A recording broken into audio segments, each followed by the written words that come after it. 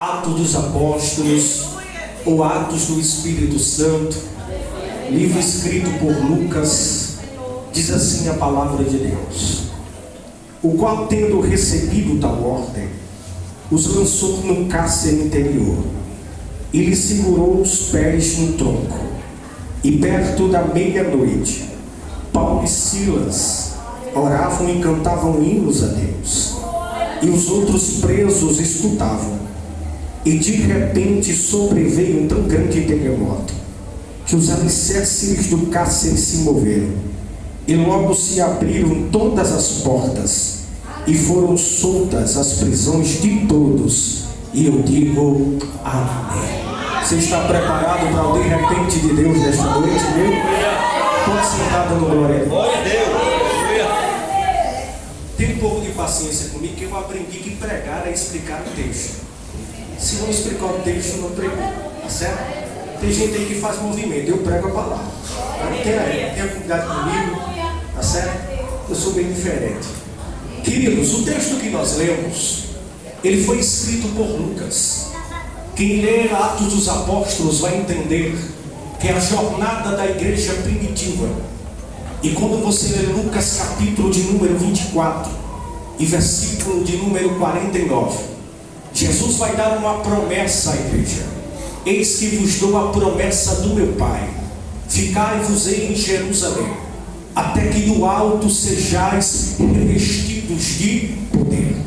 Jesus dá a promessa, e a promessa ela vai se cumprir em Atos, porque a Bíblia diz que após a ascensão, a subida de Jesus até o céu, a Bíblia diz que Jesus dá uma promessa a eles dizendo: e sereis as minhas testemunhas, tanto em Jerusalém como em Samaria, e até os confins da terra. A Bíblia diz em Atos capítulo 3, que estavam todos reunidos no mesmo lugar, quando se ouviu um som como um vento impetuoso, e todos foram cheios, e foram ouvidos línguas como repartidas como de fogo. Eu acho interessante que aquela palavra vento é como se Jesus tivesse soprado sobre os seus vasos e os seus instrumentos. É a mesma coisa que João diz em João capítulo 21, quando Jesus reúne os 12 discípulos, e a Bíblia diz que Jesus diz: recebei o Espírito Santo de Deus. Após a igreja ser revestida com o poder, a Bíblia diz que então Deus começa a fazer maravilhas e milagres e prodígios através das mãos de Paulo, ao ponto que a Bíblia diz que Paulo colocava as mãos e os enfermos eram curados, e os que estavam possessos eram libertos. A Bíblia diz que tão somente os aventais e lenços de Paulo eram arrancados, e a Bíblia diz que tão somente se alguém tocasse na sombra de Pedro, paralíticos se levantavam. Havia então um mover, um poder de Deus através da igreja primitiva. E todos nós sabemos que no capítulo de número 7, um diácono por nome de Estevão, a Bíblia diz que ele está pregando, quando de repente ele vê o céu aberto, e Jesus ao lado direito do Pai apedrejaram Estevão. Estevão vai fazer a oração que Jesus fez: Pai, perdoais porque eles não sabem o que fazem. Após a morte de Estevão, a Bíblia diz que havia um jovem chamado Saulo de Tarsis, que havia pegado cartas a Damasco para matar, prender e fazer blasfemar a igreja de Deus. Só que eu aprendo uma coisa: se a igreja de Deus, quem persegue a igreja persegue Jesus. Se a igreja de Deus, é Jesus que opera. Se a igreja de Deus, é Jesus que usa. Eu acho interessante que Paulo não entendeu isso, e Paulo pegou cartas a Damasco, até então chamado Saulo de Tarso, e a Bíblia diz que ele teve um encontro com Jesus. Eu acho espetacular o capítulo 9 de Atos, porque para entender a chamada de Paulo em Atos 9, tem que ler lá Atos 26. Por quê? Porque a Bíblia diz que Paulo ouviu uma voz, ouviu um clarão de luz mais forte do que o sol, e ouviu uma voz dizendo: Saulo, Saulo, porque tu me persegues? Duro é para ti recalcitar contra os meus aguilhões. Entenda uma coisa: a palavra aguilhão é resistir, a palavra aguilhão é suportar. Paulo só falou 2 vezes essa palavra aguilhão. Quem já leu Romanos capítulo de número 5 e versículo de número 20, Paulo vai dizer assim: que aonde abundou o pecado, superabundou a graça. Paulo estava dizendo: aonde o pecado estava dentro, a graça superabundou este pecado.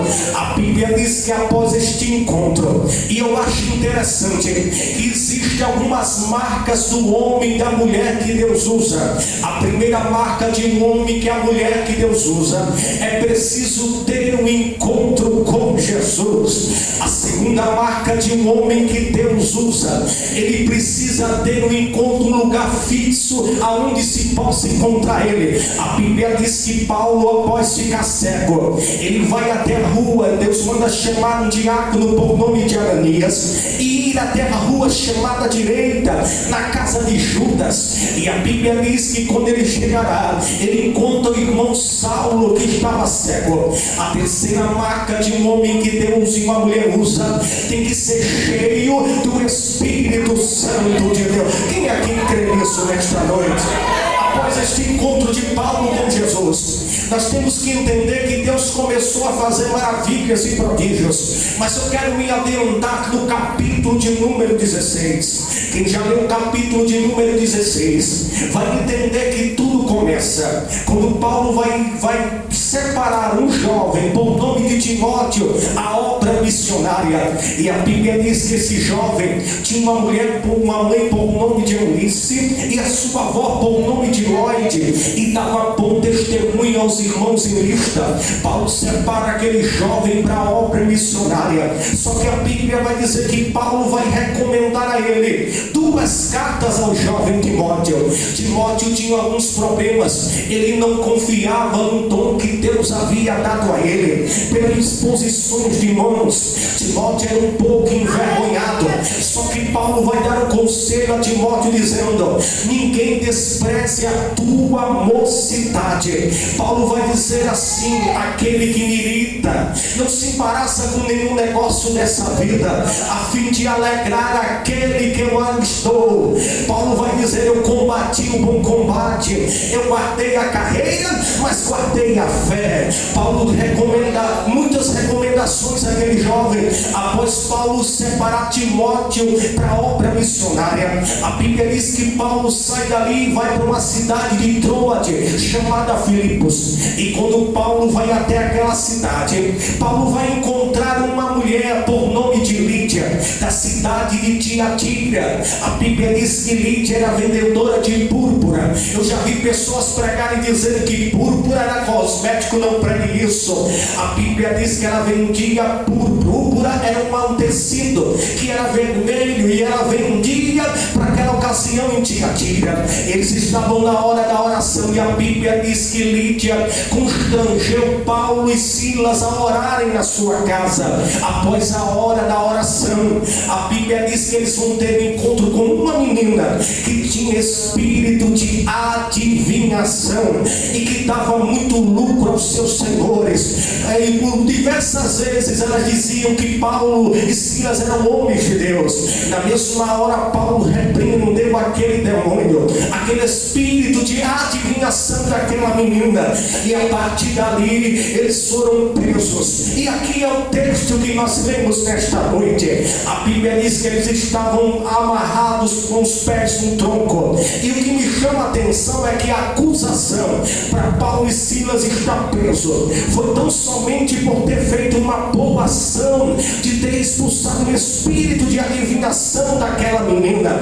A Bíblia vai nos dizer que, segundo o costume dos romanos, quando alguém cometia uma blasfêmia ou cometia um erro, eles eram encerrados num cárcere interior, uma espécie de calabouço, e os pés eram amarrados num tronco, uma espécie de madeira que trazia muitas dores e trazia muitas aflições para quem era preso ali. Só que aqui eu aprendo uma coisa com Paulo e Silas. A Bíblia diz que perto da meia-noite, não era meia-noite, era perto da meia-noite, talvez era 11 horas e 59 minutos, mas não era meia-noite, era perto da meia-noite. A Bíblia diz que eles cantavam hinos ao Senhor e oravam ao Senhor. Quanto mais aflição, mais oração nós oramos.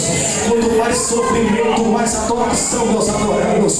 Quanto mais perseguição, mais louvores nós rendemos a Deus. Mas louvor não é tão somente cantar bonito ou falar bonito. Louvor é vem de laudade, que quer dizer cantar de dentro para fora, cantar com o próprio ser, cantar com a própria alma. Louvor é algo diferente. Quem louva a Deus não busca aplausos. Quem louva a Deus quer ouvir Deus derramando.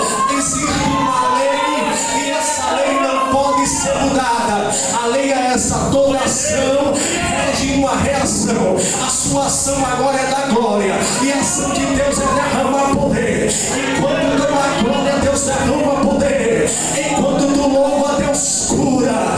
Enquanto tu adora, Deus rompe. Quem crê nesta palavra, Deus exalta. Eu estou sentindo a presença de Deus aqui. Agora, eu vou dar um tempo para você sentir o que eu estou sentindo aqui. Não é chavão de pregador, não. Quando eu entrei aqui e dobrei os meus joelhos, Deus disse: eu vou descer a minha glória, a minha glória. Eu vou tocar em vasos nesta noite. Eu vou derramar o meu poder sobre a minha igreja. Se você quiser ser cheio, ser envolvido com o que está sendo derramado agora, prepare para você sair daqui cheio do Espírito Santo de Deus.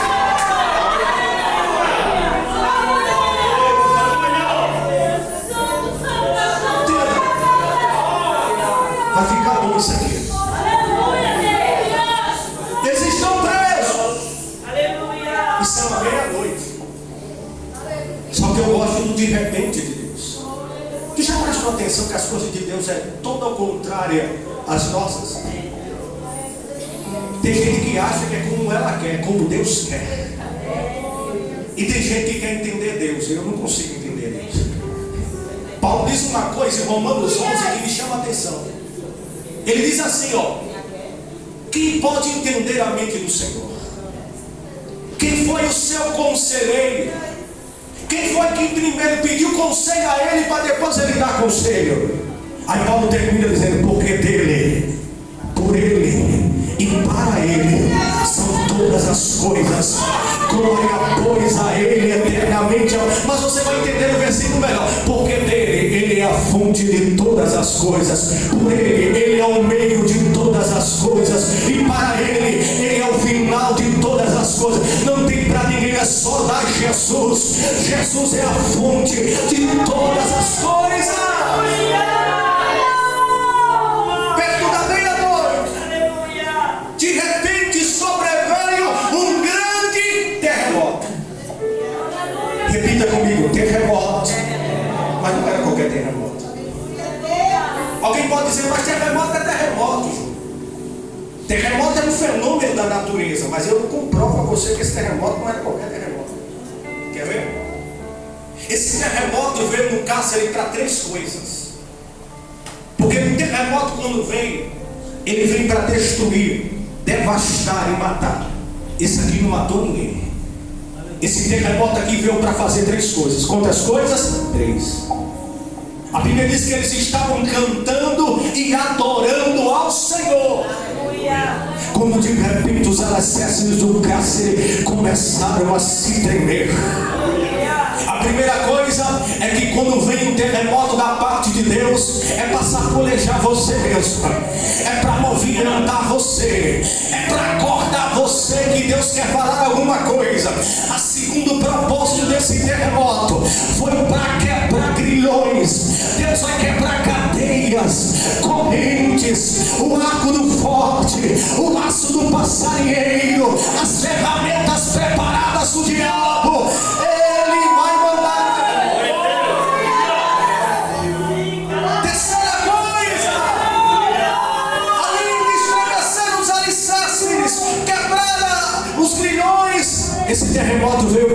as portas que estão fechadas. Tu crê que Deus abre porta até estando fechadas? Deus não depende das coisas estar bom para te favorecer. Deus abençoa mesmo com as portas fechadas. O Deus que você está adorando hoje é o Deus que faz milagre com portas fechadas. Vou provar para ti como Deus ele faz milagre com porta fechada. A Bíblia diz que havia uma mulher que seu esposo havia devido aos seus credores, que haviam de pegar seus 2 filhos para serem escravos. Segundo a lei de Moisés, ela tinha que pagar aquele débito que o seu esposo havia deixado. E todos nós sabemos que o esposo daquela mulher era um homem piedoso, segundo a Reis capítulo de número 4. Só que a Bíblia diz que ela foi procurar um homem de Deus, Eliseu. E quando ela foi procurar o homem de Deus, Eliseu disse: o que tu tens em casa? Ela disse: eu tenho um pouquinho de azeite. Eliseu disse: vai e reúne vasos e não poucos. E ela reuniu o vaso, mas Eliseu disse: vai e fecha a porta, porque o azeite vai descer. A Bíblia diz que quando ela fechou a porta, o azeite começou a descer e a encher aqueles vasos, e ela pagou a sua dívida. Você se lembra da mulher sunamita? Quando a Bíblia diz que ela via Eliseu passando e dizia: este homem é um santo homem de Deus. Eliseu chega para a sunamita e diz assim: olha, no tempo levanta a mão, porque eu estou sentindo graça. No tempo determinado Deus vai fazer. No tempo determinado a porta vai se abrir. No tempo determinado vai acontecer alguma coisa. Quem acredita, recebe. Toma posse. Está descendo alto. Oh, é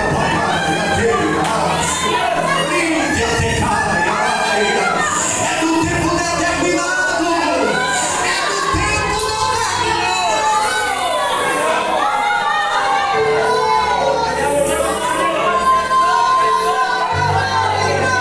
Vai acontecer um terremoto de Deus.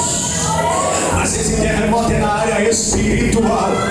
Vai ter crente aqui que vai contar o que Deus está fazendo hoje. Deus ele continua sendo mesmo. Após essas 3 coisas, acontecem 3 milagres e eu encerro.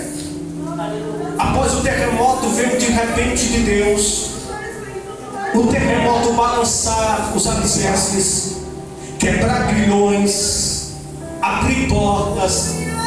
Deus ainda fez 3 milagres. O primeiro milagre é na área natural, o terremoto. Por quê? Porque o terremoto de Deus não é para matar, é para dar vida. E eu vou dizer uma palavra de Deus, porque Deus está mandando eu dizer esta noite. Tem pessoas que precisam receber uma restauração nesta noite aqui.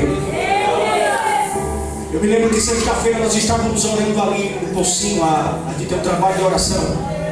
E uma mulher foi pedir oração pelo seu neto que estava com uma bactéria.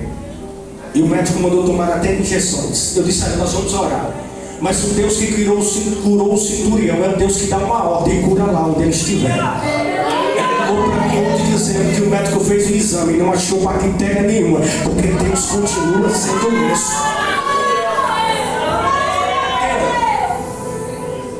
Primeiro milagre na área moral: o terremoto não matou ninguém. Segundo, a Bíblia diz que quando aquele terremoto deu, os cárceres se abriram as portas, se quebraram os grilhões, e o texto diz que havia presos.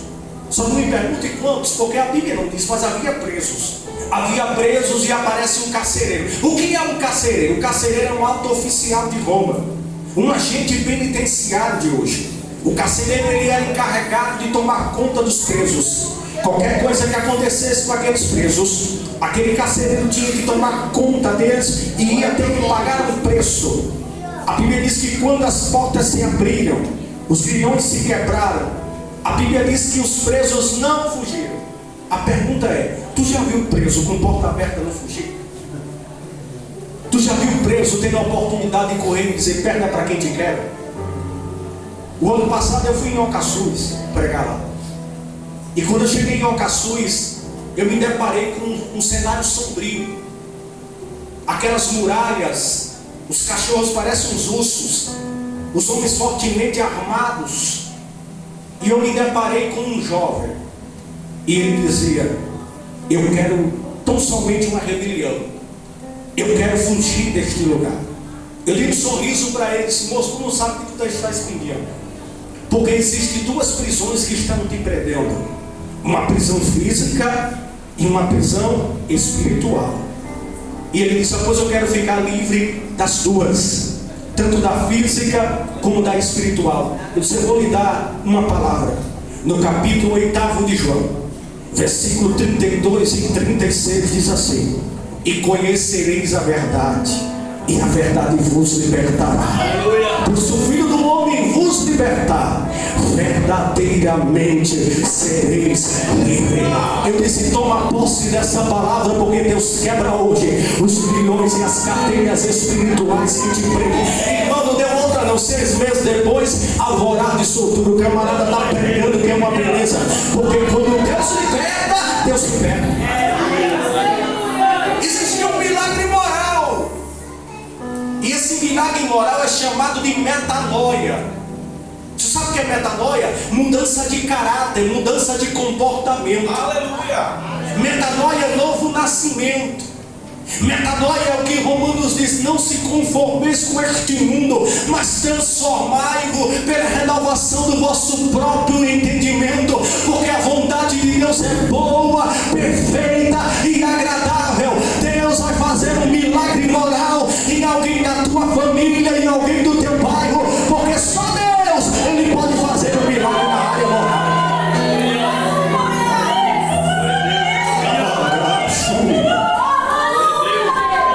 Me permita dizer uma coisa: para nós estarmos aqui hoje foi preciso 3 coisas: graça, fé e sangue. Ninguém aqui é bonzinho. Sabe por quê? Porque graça é aquilo que nós merecíamos e Deus nos deu. Graça é uma dádiva de Deus, para que o homem não se glorie. Ninguém aqui pode bater no peito e dizer que é bom, e ninguém pode dizer que vai ser salvo por mérito. Você merecia a morte. Aí Paulo diz: pela graça sois salvo. Efésios 2: mediante a fé, isso não vem de vós, é um dom gratuito de Deus, não vem das obras, para que ninguém se glorie. Tu sabe como é que nós andávamos antes? Nós andávamos, sabe como o estado que nós estávamos, como nós andávamos e que espírito operava em nós. Nós estávamos mortos em nossos delitos e pecados. Nós andávamos segundo o curso desse mundo, segundo o espírito da desobediência. Mas chegou Jesus, enviou sua graça, e hoje você está aqui para adorar o nome do Senhor. Isso é graça. Só que eu não consigo entender graça. E olha que eu já estudei. Tem gente que entende. Eu entendo graça por parte, mas eu não entendo graça, totalidade de graça. Por quê? Porque não tem como se explicar o amor de Deus. Sabe como? Vou lhe explicar. Eu não consigo entender como é que Caim mata Abel, e quando todos pensavam que Deus ia castigar ele, Deus coloca um sinal para ninguém matar ele. Tu sabe o que é isso? Graça. Eu não consigo entender como é que Abraão é pai da fé e mentiu. Sabe o que é isso? Graça. Eu não consigo entender como é que Sansão se deita no colo de Dalila e é conhecido como juiz de Israel. O que é isso? Graça. Mas vou piorar um pouquinho.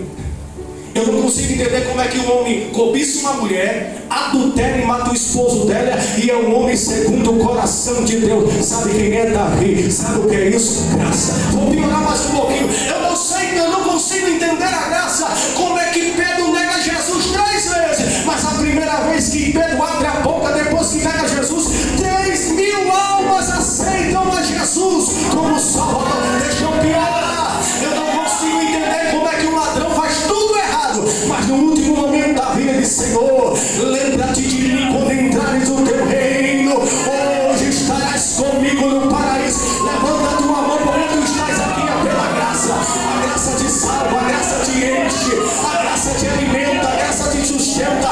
É pela graça, é pela graça, é pela graça.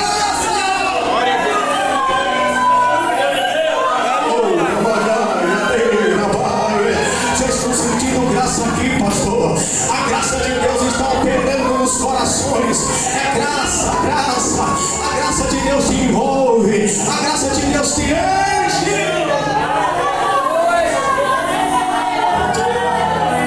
Deixa eu encerrar.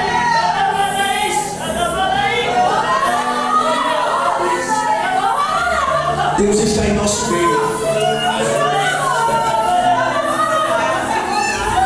Esse é um milagre da área moral. Sabe por que tu dá glória? Ela fala língua estranha, pula. É porque a graça tocou o teu coração. É porque você sabe de onde Deus te tirou. Você sabe a obra que Deus fez no Calvário. Só adora, só fica no culto desse adorando. Porque sabe o preço que Deus pagou. Da onde Deus te tirou. É graça, é graça.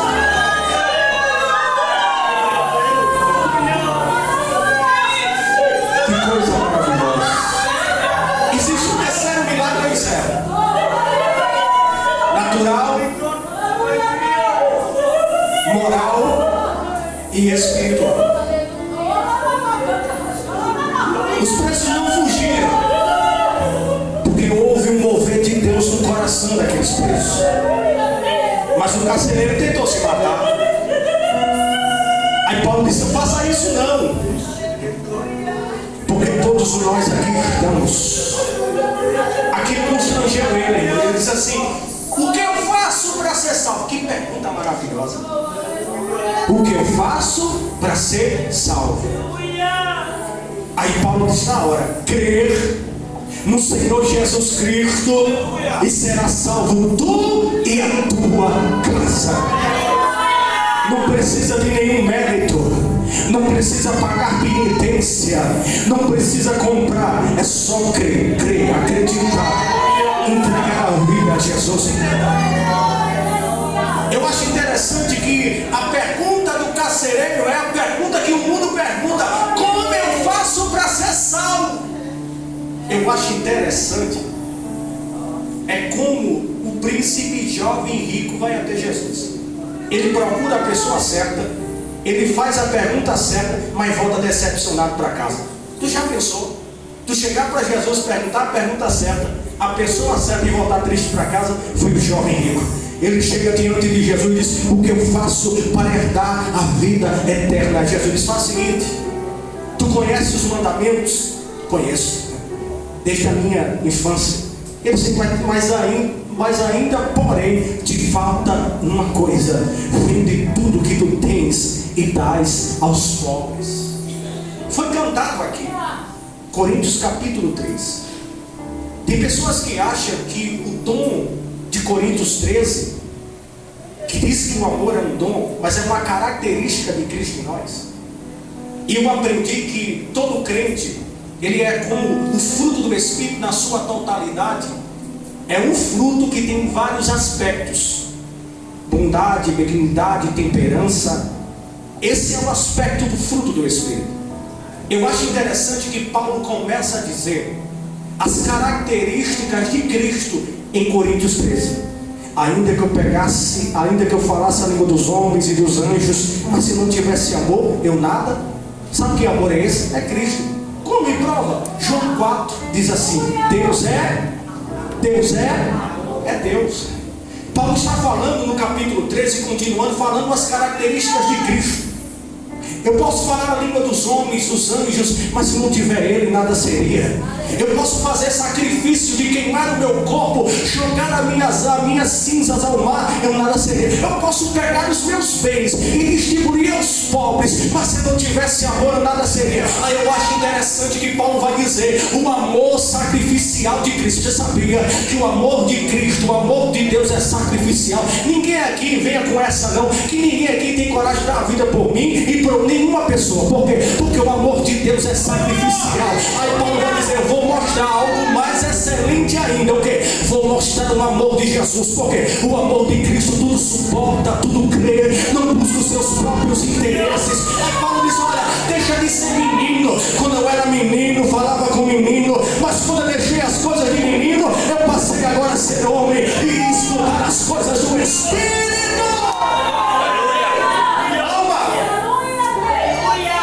Eu vou encerrar com chave de ouro, um versículo que eu amo. Ele diz assim: hoje nós vemos Ele E a palavra enigma é reflexo. Vou fazer uma pergunta, as mulheres aqui vão dar glória, pastor. Quem aqui antes de sair não se olhou no espelho? Sabe qual é a pior coisa de se olhar no espelho? É que quando a gente chega vai olhar de novo. Se esquece. Tem algum defeito. Sabe o que Paulo está dizendo? Hoje nós vemos Deus, conhecemos Deus como no espelho do vaso. Já viu quando você vai num box tomar banho no chuveiro quente? Eita coisa boa. Aí fica tudo, o reflexo tudo borrado. Essa é o que nós conhecemos de Deus. Mas Paulo está dizendo assim, olha, hoje nós vimos Ele como enigma, mas tem uma coisa, eu vou garantir a vocês, igreja de Corinto, em breve nós veremos Ele face a face como Ele é. Fique de pé, meu tempo acabou. Posso fazer uma oração rápida, pastor? Posso fazer uma oração rápida? Meu tempo acabou. Glória a Deus.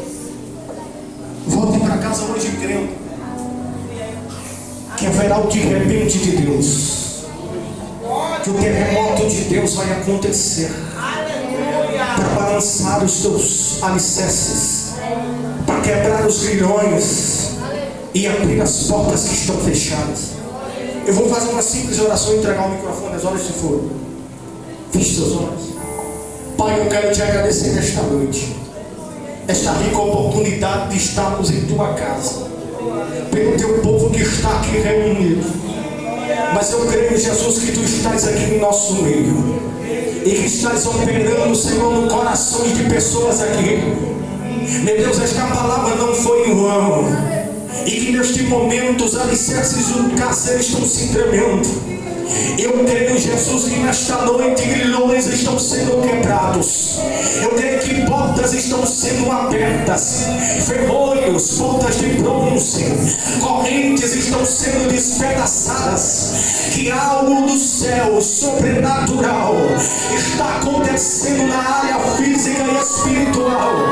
Eu creio, Jesus, que tu estás aqui. E se tu estás aqui, tu começa agora a encher este crente que está ligado com o céu. E ele começa a sentir a tua presença agora. Comece a sentir a presença do Espírito.